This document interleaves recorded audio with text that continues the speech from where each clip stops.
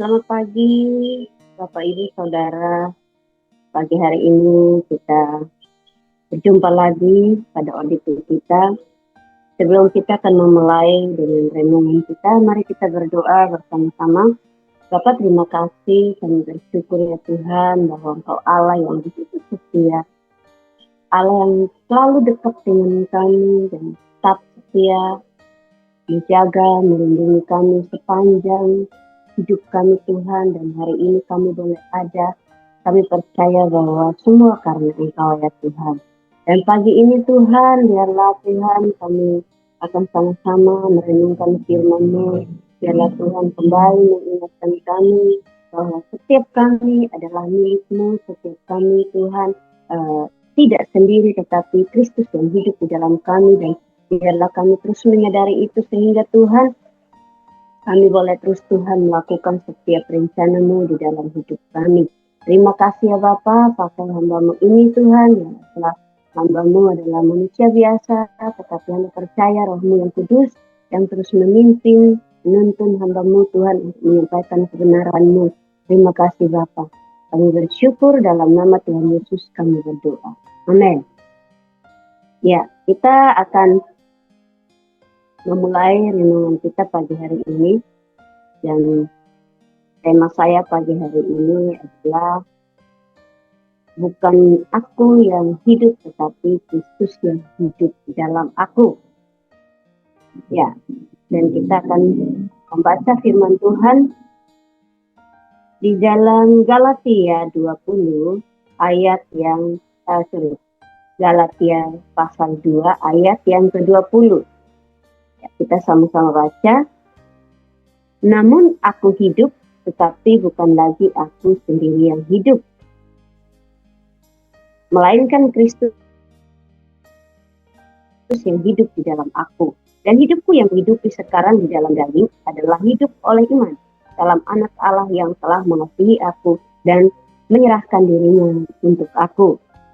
Ya, firman ini mengingatkan kita bahwa ketika kita sudah percaya Yesus, ya, mengaku Yesus adalah Tuhan dan Juru Selamat kita, dan percaya di hati bahwa Kristus yang telah dibangkitkan dari antara orang mati, di sini kita bukan lagi, atau hidup yang kita hidupi sekarang ini bukan kita lagi, tetapi Kristus yang hidup di dalam kita. Kita tidak sendiri, tetapi ada Kristus yang ada di dalam kita. Sehingga kita harus hidup untuk Kristus. Dan apa yang kita lakukan biarlah semua untuk kemuliaan Tuhan. Bukan kita yang hidup, tetapi Kristus yang hidup. Jadi kita harus terus menyadari bahwa di dalam diri kita bukan kita lagi. Bukan kita sendiri yang hidup, tetapi Kristuslah yang hidup di dalam kita. Jadi apa yang kita lakukan itu benar-benar kita harus lakukan untuk Kristus, dan tentunya untuk kemuliaannya, dan kita mau terus berhidup kita untuk tetap semangat untuk melayani Tuhan.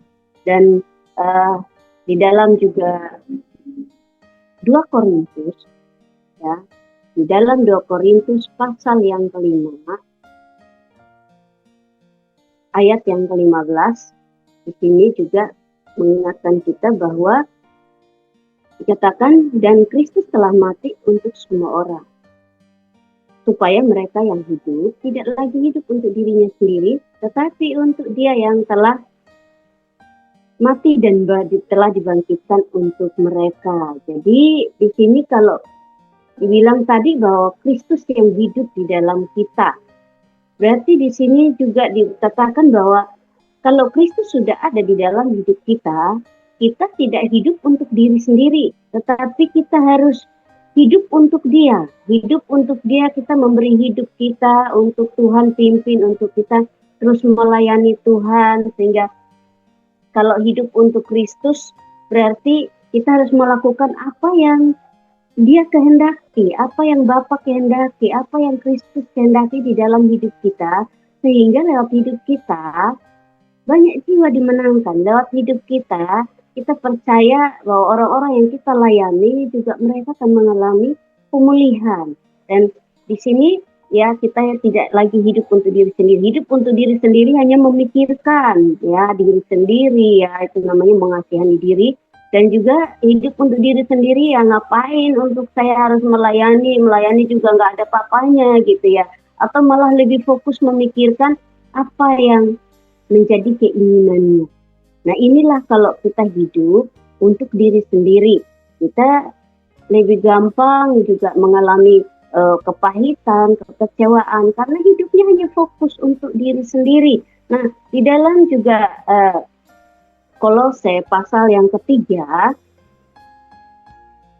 dikatakan bahwa ketika Kristus hidup di dalam kita, firman Tuhan berkata, pikirkanlah perkara yang di atas, bukan yang di bumi. Pikirkanlah apa yang menjadi kehendak Tuhan, pekerjaan Tuhan, pelayanan yang Tuhan percayakan untuk kita lakukan. Jadi tidak memikirkan hal-hal yang di bumi, ya. Yang tadi mikir diri sendiri, akhirnya mikir apa yang mau nanti yang saya mau kerjakan supaya saya mungkin banyak uang, supaya masa depan saya juga tidak susah. Inilah yang namanya kita pikirkan hal-hal yang di bumi, atau kita memikirkan apa yang dunia pikirkan.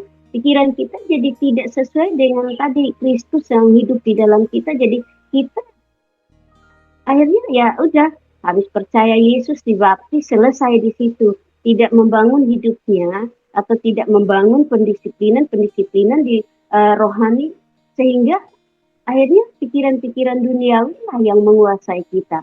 Sulit untuk kalau kayak begini, udah sulit untuk mau beri hidupnya buat Tuhan. Beri hitung-hitungan, tidak mau lakukan lebih dari yang diminta. Ya, nah pasti kalaupun melayani ya itu cuman ya udahlah daripada nanti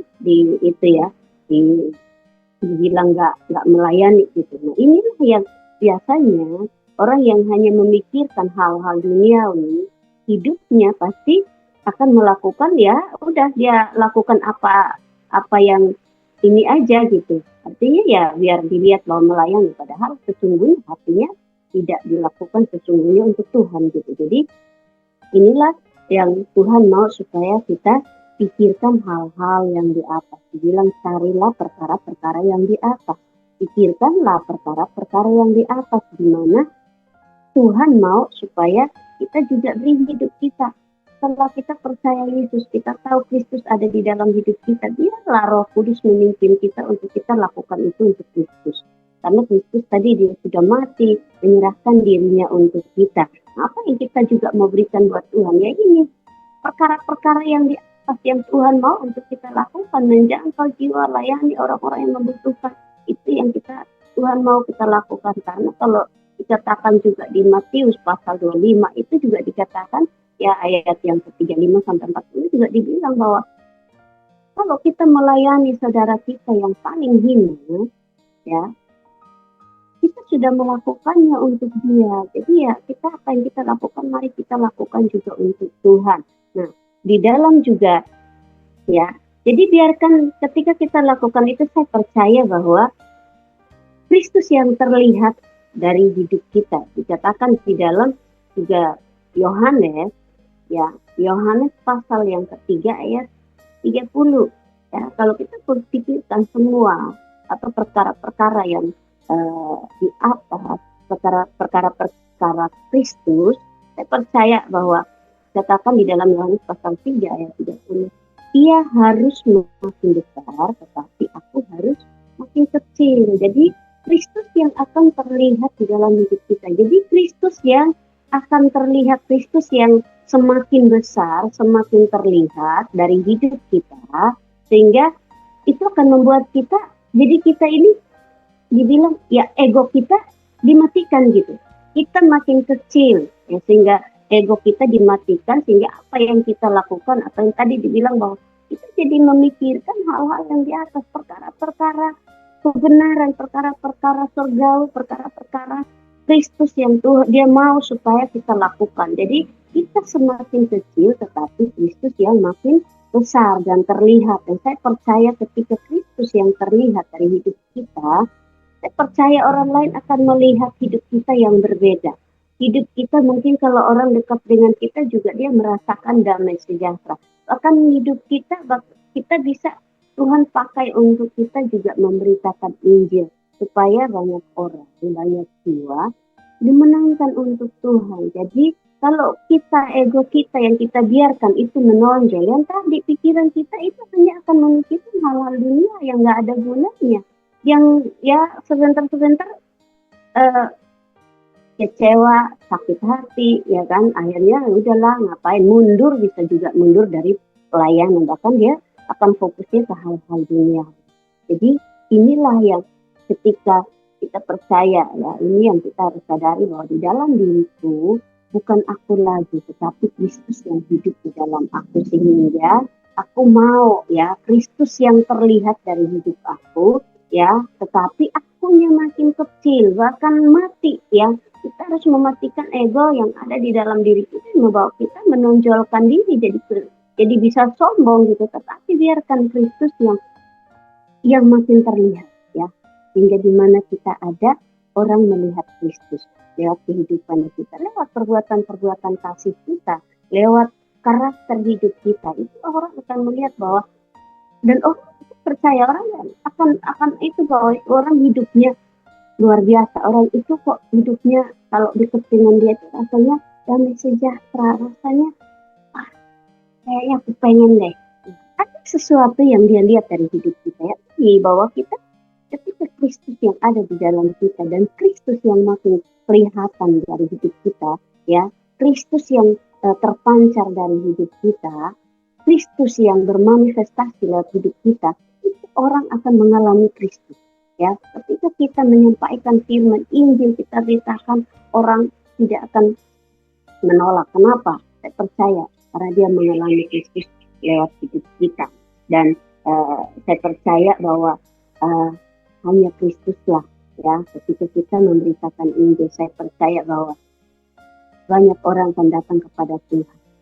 Ya, kita harus beritakan bahwa Yesuslah satu-satunya jalan kepada Bapa. Nah, di dalam yang terakhir adalah mengingatkan saya dengan Yohanes pasal yang ke-14 ayat yang ke-6, ya, bagaimana ketika hidup kita Kristus yang terlihat, ya, di dalam Yohanes pasal, ya, yang ke-14 ayat 6, kata Yesus kepadanya, akulah jalan dan kebenaran dan hidup. Tidak ada seorang pun yang datang kepada Bapa kalau tidak melalui aku, ya.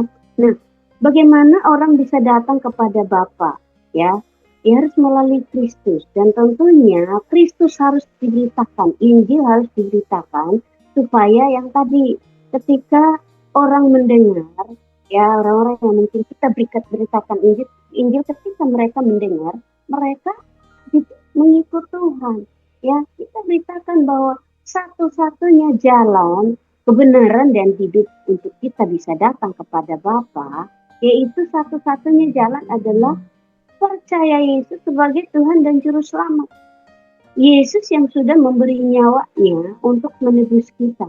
Ya, kita harus beritakan. Nah, makanya tadi, ya, kita harus makin kecil, Kristus yang makin besar dari hidup kita. Maka saya percaya ketika Injil kita beritakan, orang yakin bahwa kita benar-benar adalah orang percaya, ya, kita benar-benar adalah orang yang mengenal Tuhan, sehingga dia yakin bahwa dia tidak mungkin tersesat, tapi dia akan memperoleh hidup yang kekal. Amin. Tuhan Yesus memberkati. Sebelumnya mari Bapak Ibu kita berdoa. Bapak, terima kasih, kami bersyukur buat firman-Mu pada hari ini, Tuhan. Kami boleh beritakan kebenaran-Mu pagi hari ini. Percaya Tuhan bahwa biarlah renungan ini membawa kami sadar bahwa hidup kami bukan lagi kami yang hidup.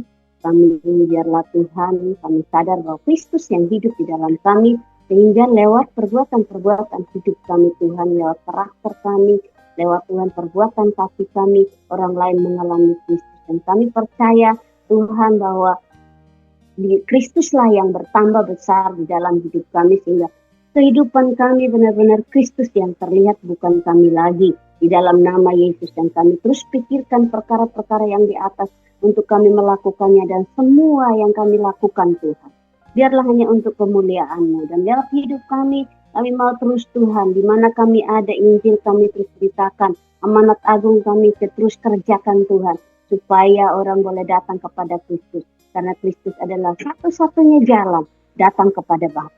Terima kasih Tuhan, biarlah semua orang mengalami keselamatan Tuhan. Terima kasih Bapa, kami bersyukur, di dalam nama Tuhan Yesus kami berdoa. Amin.